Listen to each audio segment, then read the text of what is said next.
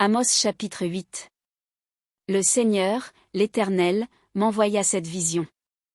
Voici, c'était une corbeille de fruits. Il dit, que vois-tu, Amos? Je répondis, une corbeille de fruits.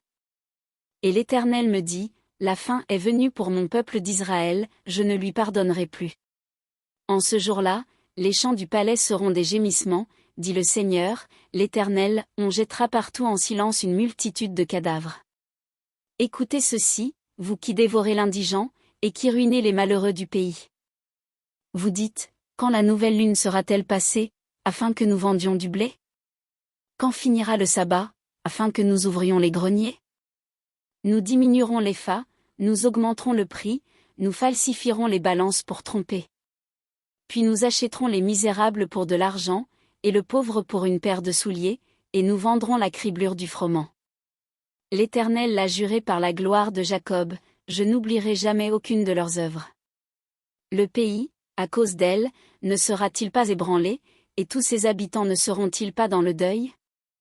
Le pays montera tout entier comme le fleuve, il se soulèvera et s'affaissera comme le fleuve d'Égypte.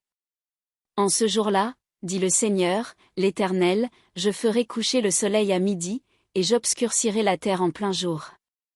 Je changerai vos fêtes en deuil, et tous vos chants en lamentation, je couvrirai de sacs tous les reins, et je rendrai chauves toutes les têtes, je mettrai le pays dans le deuil comme pour un fils unique, et sa fin sera comme un jour d'amertume.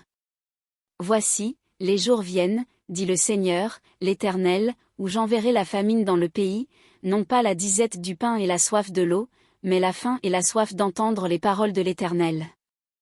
Ils seront alors errants d'une mer à l'autre, du septentrion à l'orient, ils iront çà et là pour chercher la parole de l'Éternel, et ils ne la trouveront pas. En ce jour, les belles jeunes filles et les jeunes hommes mourront de soif. Ils jurent par le péché de Samarie, et ils disent, vive ton Dieu, Dan. Vive la voix de Beersheba. Mais ils tomberont, et ne se relèveront plus.